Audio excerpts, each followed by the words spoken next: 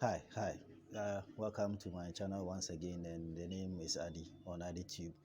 And kindly subscribe if you have not, and kindly give us a big thumbs up if you like this video. And what is trendy now in Ghana is the fact that Alfred Duncan, 29, retires from international football over what he calls humiliation and then discrimination. He feels the system has not been fair to him with constant neglect, even when he is playing very well for his club. And for me, I think it's about time. If you are a top player playing in the Italian Serie A, season in season out, week in week out, and you are constantly being ignored by the football organizing body in the country with various reasons known to them, it's better you pull yourself aside and say, hey, it's time I leave this team to them. Because for the black man, always they will find an avenue to make money, and that has been the status quo of our FA, previous FA, and then this current FA. And this current FA president is one terrible FA president have ever seen. He is so much into player business, player transfer, to the extent that, I mean, he would do everything and anything possible just to get his players into the national team. Now, look at the statement from the club's statement released by Fiorentina. This is what Alfred Duncan wrote. Now, we have received the following message from Alfred Duncan regarding his national team. This time has come to bid farewell to the national team.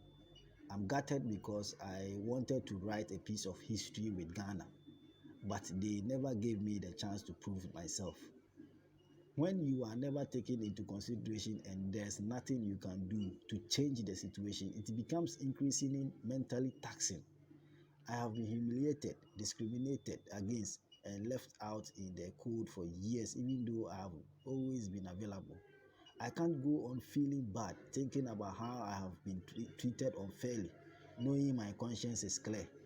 Until a few years ago, there was no other Ghanaian player that had performed as well as me and had played so many games in such a prestigious league.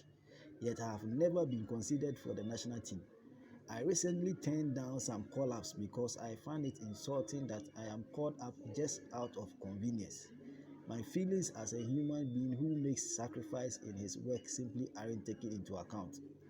6 years ago, when I was playing for Sassuolo, I suffered the psychological trauma of traveling 15 hours to go to Washington for a friendly against Canada, and then not even playing a single minute.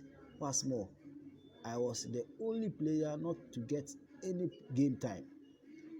It was a very difficult period for me and my family, but thanks to my loved ones and the support of a psychologist, I was able to overcome this as well. I went through a torrid time because of the national team, but I overcame everything by myself and went on my way. I found peace and happiness without thinking about being called up for the national team. I just focus on giving the best to those who support me, who consider me an important player, and who value me. It's incredible that a player like me who's done so much and has been playing in Serie A for 11 years has only been capped 9 times. It's crazy, and there's no logical reason for it. I don't accept being called up just because the Football Association has been pressured by fans and not because they recognize me. The president of the Ghanaian FA, James Kwesi, Avam Grant, and Charles Akono know perfectly well where I'm coming from and how they treated me. I don't deserve everything they put me through, and for this reason, I am putting an end to a story that never really began. I want to have the peace and serenity that I deserve to be able to continue playing for Fiorentina, the team that I value and whose respect for me, for who I am, and the passion I put into my daily work. Thank you. Now, Duncan's retirement letter is heart-wrenching. I mean, if you go through it, you can see it is very heart-wrenching. You can feel the frustration, the disappointment, and the anger. We can finally stop asking the FA. or querying about his exclusion. For me, I would say all the best to him. But I mean, this injustice in this system wouldn't stop if we don't get rid of this FA. I say, yet next year there is an election. If they allow this Ketokreku guy to continue being as an FA, then we are all doomed.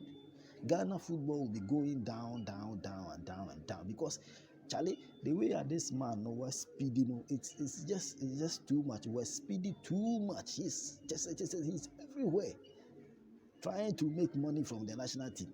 And I wonder what the what do we call it? The Ministry of Youth and Sports and then the National Sports Authority and part, Charlie, Charlie, I'm so gutted that I don't even know what to say. No, this is terrible. Bernard